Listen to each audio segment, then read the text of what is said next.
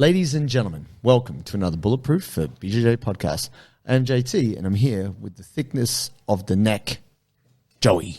I'm a strong cunt. He is, better believe it. I deadlifted 180 kilograms this morning. Oh, get strong. Which That's is, nice. yeah, not bad for me. And I did a little test in this last phase of training. Can I get stronger at deadlifting only doing 3 working sets a week? And 3 sets of 5. And yeah, I put on, last test was 172 and a half, Okay. which was 9 weeks ago. Okay. And then today was 180. Arguably, I tried harder because I'd built up confidence as well. Good. You know, there's always that. But I'm like, yeah, I got stronger. That's cool. 3 sets a week. I'm like, that's pretty sweet. Hey, that's like a kind of minimal effort max result. Yeah. Because I know people who deadlift 3 times a week. Yeah. Trying to get... And they're going backwards. Well, possibly, yeah.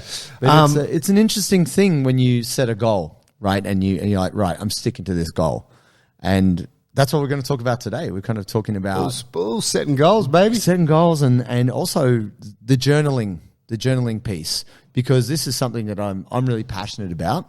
And I guess you also do it. Huge. Yeah, I love journaling. Love it. And also I've always tried to pass it on to clients of mine as a trainer, and then also subsequently tried to pass that habit on to my jiu-jitsu students to organize their jiu-jitsu, even though it's a little bit more like esoteric. But yeah, the active writing stuff, people don't write stuff down anymore, right? No, pen to paper is a rarity. Yeah, and it's funny because people are like, oh, that's antiquated, it's all in my phone. But then if you ask people to remember anything, they can't, because they've given over the power of memory and the exercise to their phone. Yeah, that's where the numbers are. That's what, like how many phone numbers do you actually remember, other than say your childhood phone number, your own? Sometimes I'm like, hang on, what? Yeah. What's my phone number? Yeah, I still remember like my first girlfriend in like year 4. Like, I remember her phone number because I've done that shit every afternoon. Hey, Chrissy, how you going? Fuck, it's busy again. Shit. Oh. I'll try now. And then you get there and you're like, hey, yeah. What are you doing? Yeah. You got nothing to say. Not at all. Nothing. But it's one of those, Jules is going through that phase now. Julian's actually blushing. Hey? Who is this boy Julian that keeps calling in the house? He's shaking his head right now. He's a good boy. If you're seeing whoever's mother, Julian is a good boy. I'll just say that. But yeah, pen to paper is a rarity. What is the benefit there? Like in your view of the act of actually writing? So this is interesting. I got pretty obsessed with this probably about 10 years ago, and it was talking about why writing things down encodes better as memory. Because it encodes in more than one way. So when you punch something into your phone, you are just allocating that as a phone action, and then it's given to the phone. When you write with a pen on a bit of paper, you process looking at your own handwriting as art. So your handwriting, when you make a mistake and you scribble out like a little, I wrote E instead of I, you scribble it, that actually makes it an image. So it encodes in the part of your brain that stores images or artworks. Also, it encodes in part of your brain which is language. So, for example, if you try and write with your left hand, it's like you're a 4-year-old again. Oh, yeah. You're like, it's so messy and different. You're actually learning how to write again. So there's the kinesthetic element. That's so you've got an image, you've got language, and then you've also got the kinesthetic thing of writing it down. Also, you recognize your own handwriting as a piece of identity. So it's a sense of self. So when you see your handwriting on something, you're like, oh, yeah, I remember when I did that. And it really flashes you there. So by like when the trains go past and you're like, I recognize my handwriting. Graffiti, baby. Sticking balls. Still got that old Top Runners. No, it's a funny thing because I don't know if you guys remember The Departed. Yeah. And there's a moment where he's writing on the envelope and it says citizens.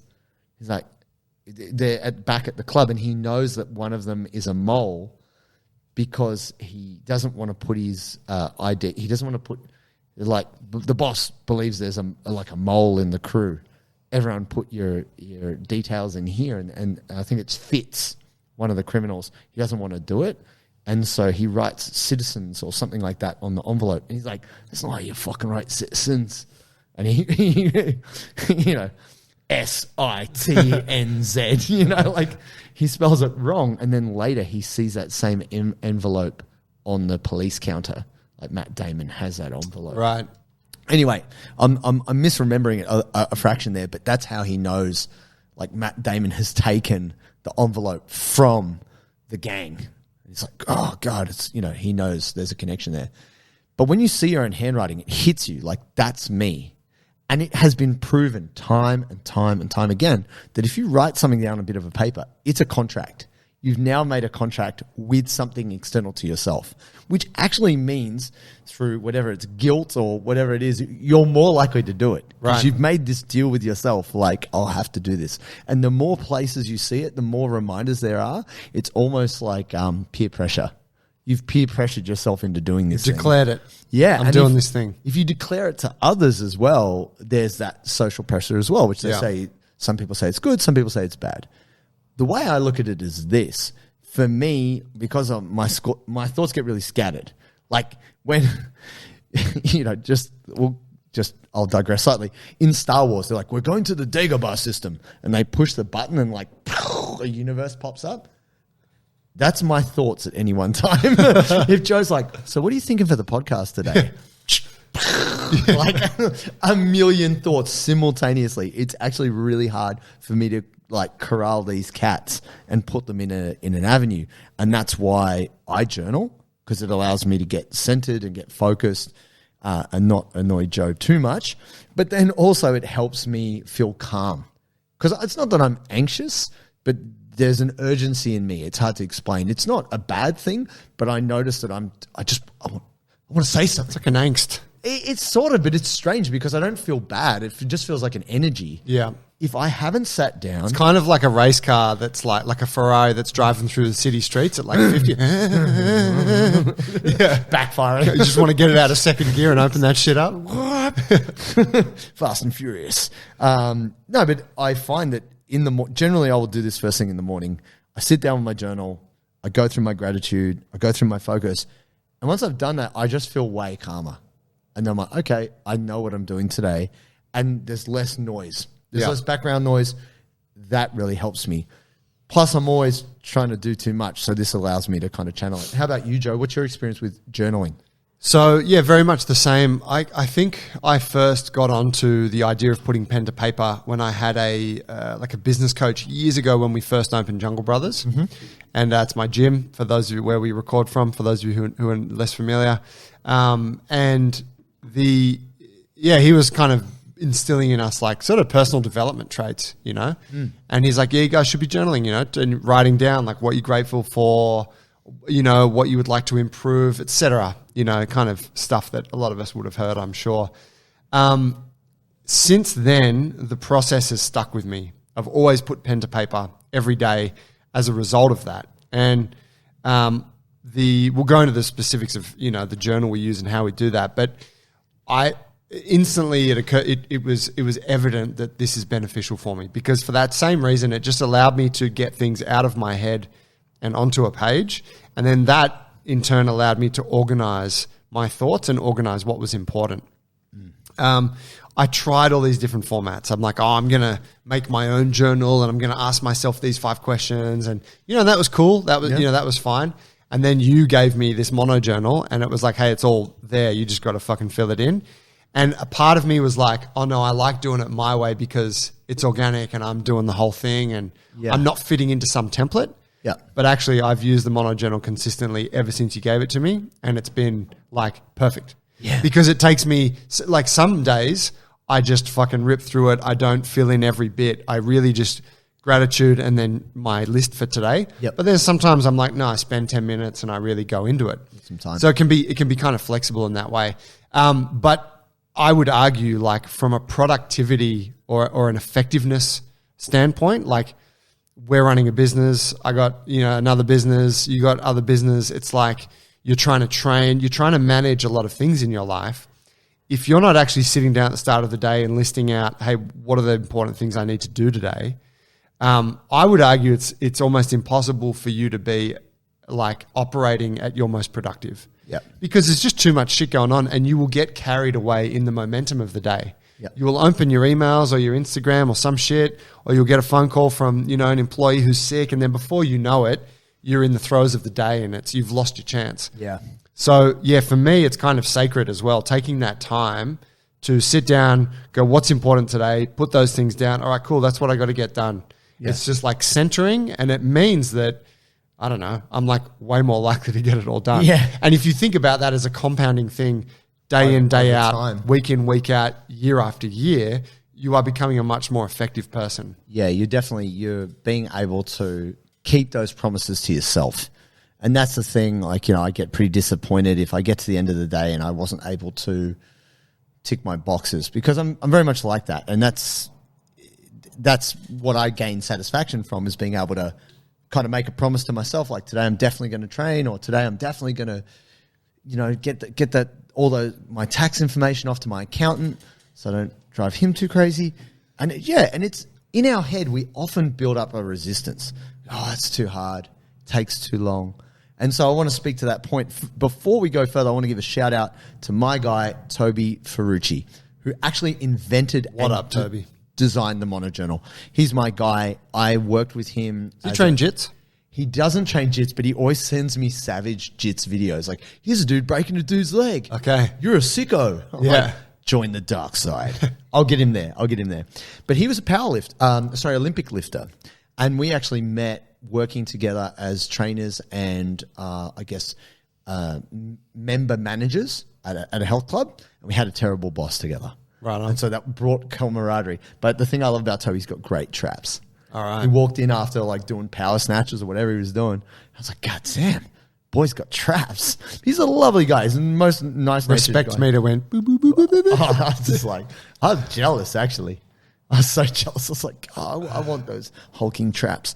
And he's actually a super intelligent guy. He studied architecture. And what he was sick of is having crap journals. And also getting a 12-month journal. I actually found it really hard. You know, you get those prefab, 2020, the whole year, day by day.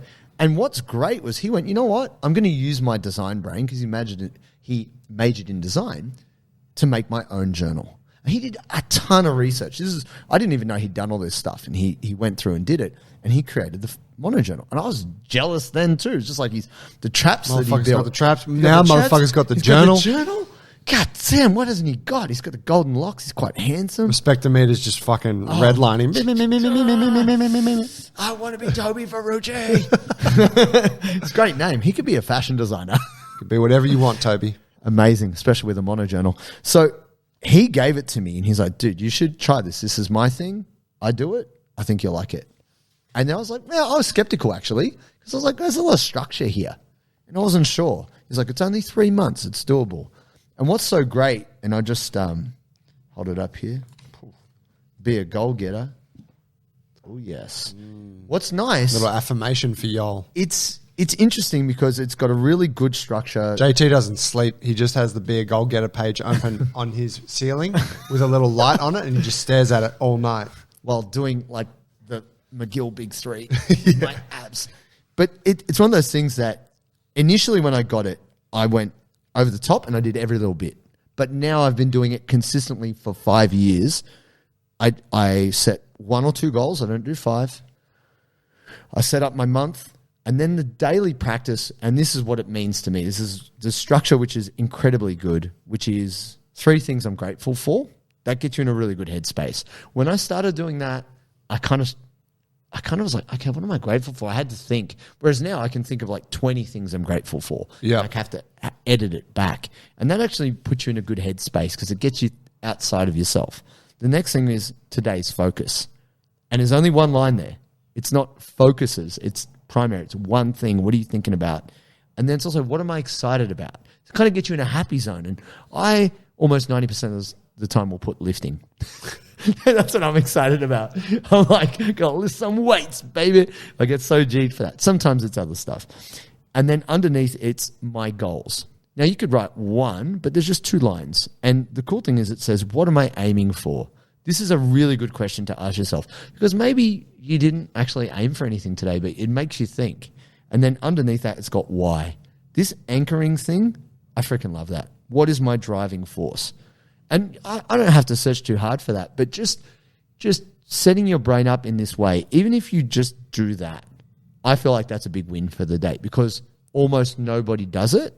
And for me, that is, it's more powerful than pretty much, it's almost like a meditation. Yep. And I'm someone who struggles to sit still.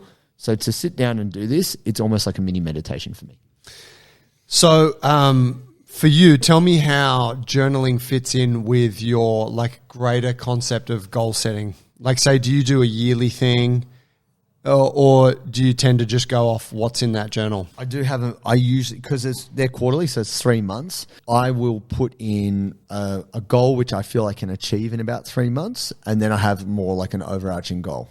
And there might be one extra. So if I have a goal for Bulletproof and what we're doing with that, a goal for creative projects like Jugo, write the next book or publish the game or whatever. And there'll be a health. There's usually a health or a personal side of things where I'm like, what could I do to be better human? Yeah. Something around that. They're usually the kind of things I focus on. And I'll be honest, sometimes I don't hit those goals in the time. And I think people get scared of that. Part of the reason why people don't want to write it down, they're like, oh. Yeah, declaring it opens you up to failure. Yeah, right. Yeah. But for me, it reinforces like, okay, I've got to get back at that tomorrow. Yeah. And often things change, right? Yeah. And then you're like, oh, actually, that goal that I set isn't really the goal anymore. Yeah. Which is totally fine. It evolves. I think that, the thing there to kind of keep in mind is that if you don't have some kind of direction you're headed towards with the various things in your life, then arguably you're never going to land anywhere. No. Like you're going to land somewhere, but is that where you intended to land? Who could say? Versus if you set like a guiding star and then move towards that, it doesn't matter if that star changes position over the years. No. But it does always mean that you're moving towards where you want to go. Yeah, the purpose piece is massive. And I honestly believe that out of everyone I've trained, all my clients, I've trained literally thousands of people in the last 20 years. Those people who are able to write it down and think about it on a regular basis, they ended up not needing me, which is kind of great in a way. I mean, it's probably not a great business model as a trainer. They get good enough at looking after their own thinking that they're like, you know what, I don't need a lot of advice from you now. I'm cool to continue my journey, and people dip in and out. But I was always so proud because those people are independent. Yeah. The kids grow up, they move out of home. It's like, yes, I raised someone who can hunt for themselves. And I guess where this fits in, the more I learn about business, the more I learn about creativity, startups, just everything in life outside of jiu-jitsu, your ability to analyze the way you think, like think about your thinking, is the highest leverage thing you can do. So this is what I do with jiu-jitsu. I currently use my mono journal to organize thoughts around jiu-jitsu. So I might do a little mind map and say it's something about heel hooks. And then I'll put all the different thoughts around that, and then I'll kind of map that out. And then I have a separate book for that because there's not enough room in the journal to do that. Right. It's like, I don't know. A separate like notepad kind of. Yeah, it's notebook. like just a school, like your school book, and I've got different notes in there. But that meme, I think it's like Always Sunny in Philadelphia, where he's like the guy, I forget his name, the guy with the beard, and he's just got like a cigarette. He's like looking deranged, and he's just got like, it's like a police, there's photos, there's string, it's all connected, man. And he's like, I've got it worked out, guys. Like, it's like this. That's the thing for me. I get distracted. And so I actually have to use this as a disciplinary tool because there's only so much I can write in here. Yeah. So I've got to just go, right, what is the single Keeps you thing? brief. Exactly. So, I find that helps me a lot. And I literally have 4 of these for every year. Yep. For the last more than 5 years. And I think that's the thing that I'm less perfectionistic about it now. Some days I barely write anything. And then other days it's like a mess of notes, quotes, you name it, all kinds of things. Yeah. It's all there. And what I've loved is just giving it to other people. Like gave one to you and then give it to another person. And I find that I don't have to do anything after that. You kind of engage with it at whatever suits you. Yeah. And people enjoy it. Yes, I think that's the thing. Like, it's not, I know what it means to me, but what's been so nice is just other people using it being like, yeah, this is cool. Like, it is well designed. And the thing which is also great is the free space. So if you want to write down your sets and reps and your workout, you can do that. If you want to doodle or write a quote, you can do that. You know? Yeah. So I'll tell you how it fits in for me with like the yearly piece. What I think is important, and I've always tried to do is since sort of getting onto this putting pen to paper idea, is doing a review of the year, like sitting down at some point in the year. It's usually for me, it's in January, and I look back and go, well, how are things last year?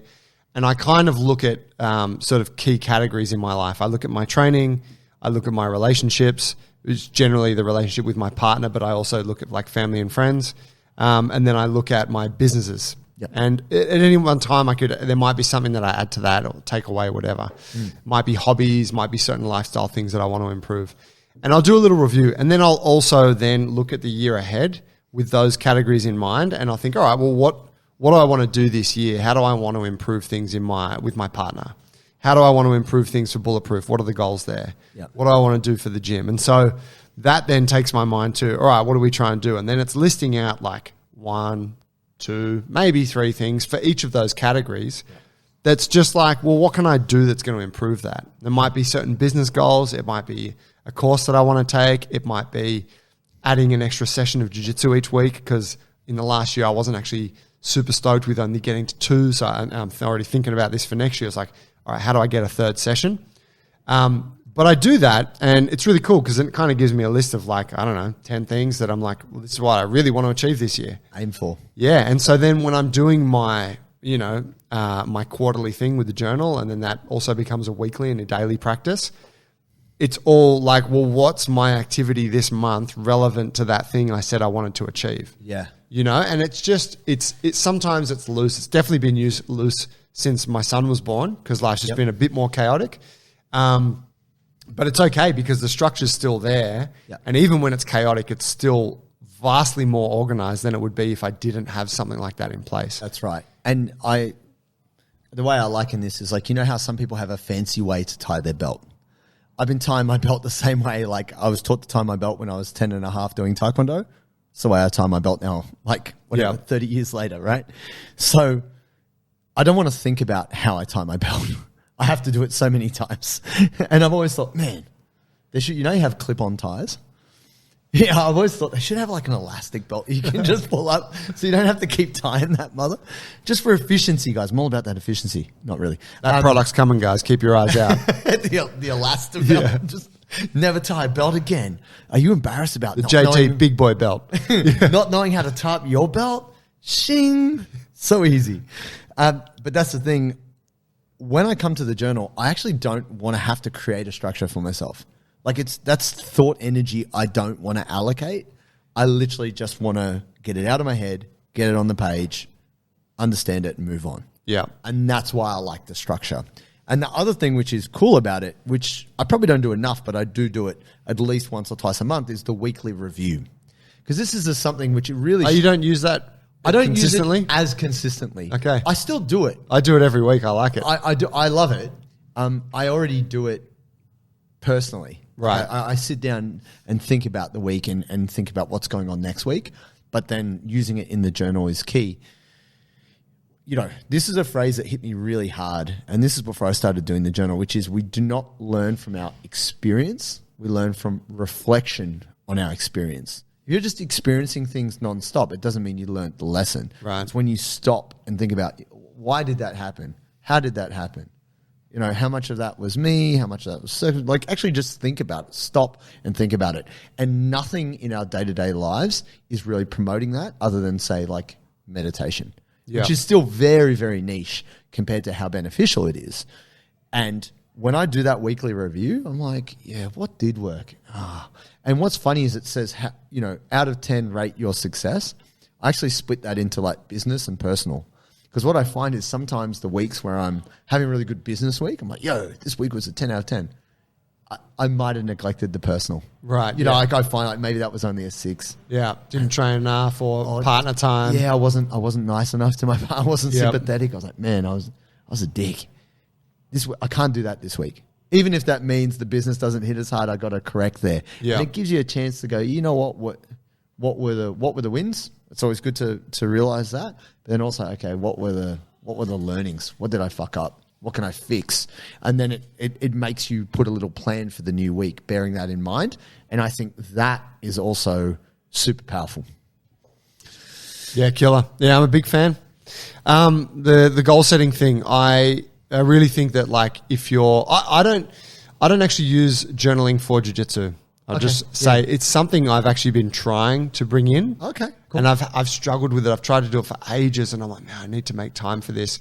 On the episode with Jeremy Paul Skinner, he talked about it, and he was like, if you're not writing, at least writing the shit down. Like he's talking about studying jiu-jitsu, and he's like, the simplest form of studying jiu-jitsu is writing down what you learned in class. Yeah. And he's like, if you're not doing that, like, I can't remember how he phrased it, but he's basically like, you're a fucking loser. And I was like, damn, okay, JPS. You are a loser, Joey. Yeah. JPS said so. So I was like, oh yeah, I really want to start. It's been so hard. It is. And I don't use this journal for training. I use it just for like organizing all of my other shit. Yeah. Because training for me is always like, it's going to happen. I know what days I'm doing it and that sort of thing. But, yeah, I think that like it can be hard to get the habit going. And I say this as someone who's trying to do it right now for jits, but the payoff is huge, especially for jits. It's that act of reflection is like learning it a second time. Yeah, because you learn it in class, you do the thing, you leave, and then later on that day, if you are to write it down again, it's essentially repeating it and thinking about it all over for a second time. It's like having a whole second experience of the class. it is. And I think the difficulty is, if you were more victorious, you'll have a positive shine on the. You tend to be like, yeah, I was awesome. I mean, that's Joey's experience of every roll. Yeah. Bro, you remember that one takedown I hit on you? Yeah, I fucking nailed you, bruh.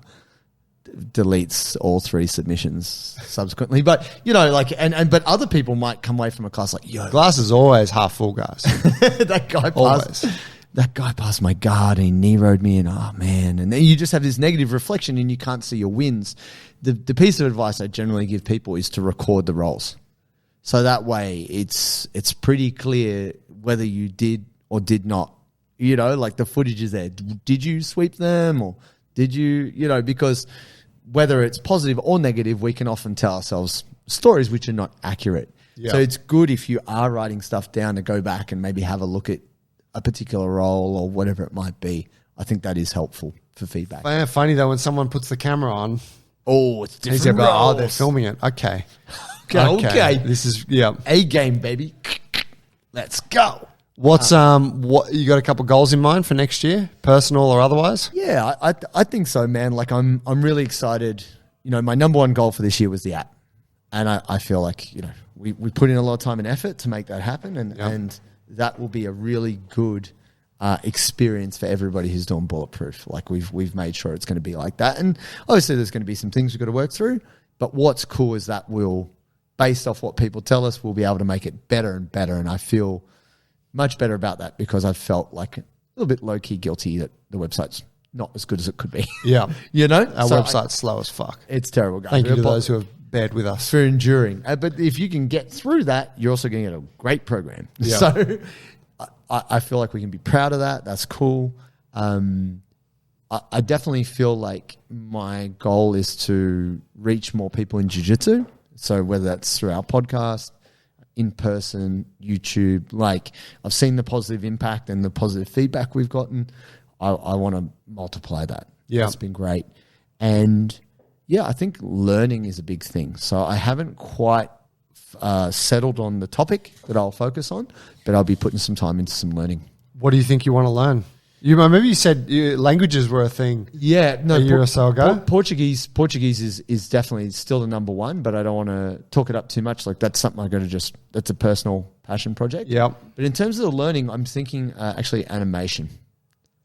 Yeah. I like that. Yeah, just because I love drawing anyway, but also it's damn expensive to get animators. Yeah, right. And I'm trying to get the animation made of Jugo, and I'm like, man, I ain't got 150 grand for 5 minutes. I'm gonna have to make that bad boy myself. So it's always the way. It's it's like when I try to consult a friend to design the card game. He's like, that'll be 50 grand. I'm like, fuck that. So I was like, well, I guess I'm getting the pens and pencils out. Let's go, you know? And so every time it's like, is it need? Or necessity is the mother of all invention. Something like that. You need something, so you got to just do it for yourself. And it's incredibly technical. And obviously, any of you animators out there, shout out. I value you. Also, if you can do cheap rates, hit me up. Get in touch. But also, I want to learn some new skills because sometimes I feel like I get a bit stagnant. And I get stimulated and excited when I learn new shit. What about training? You got anything on the training front? No, to be honest, I haven't got a big focus for training other than not backslide. Probably more maintain, just have a consistency of training. Yeah. Strongman is the focus. Yeah. So I want to compete in a couple of comps next year. I just got to get stronger for my size. There's some very strong humans here in Australia. And yeah, it's just like a personal project. I enjoy it. It's kind of fun. It feels playful.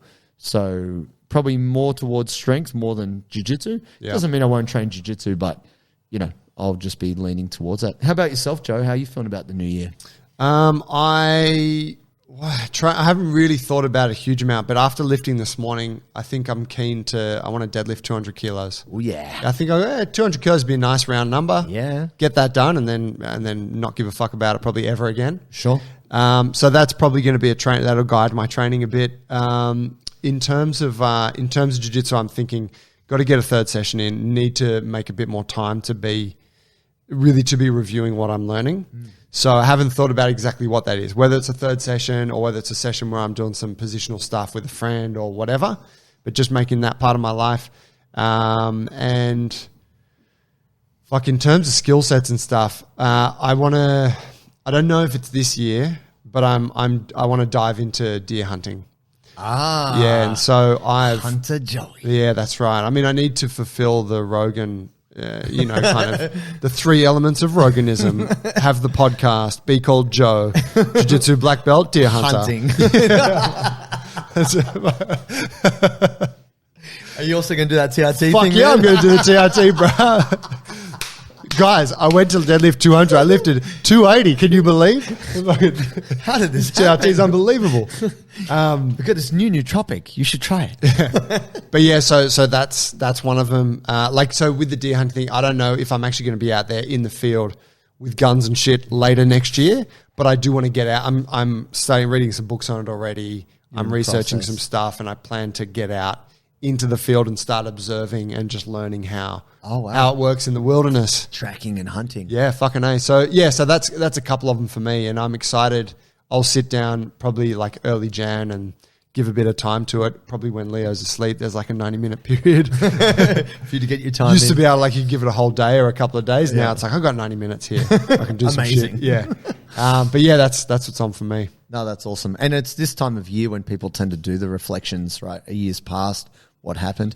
I tend to do it around the birthday, but I think it's always good whenever you do it to just consider, celebrate your wins, learn from what didn't work, and then think, okay, what's coming next? Yeah. Because, it's your life. You get this run at it, and, anything you can do where you can feel like you have agency, or, some people may believe it's all predestined, and who knows? Maybe you're predestined to use a monojournal.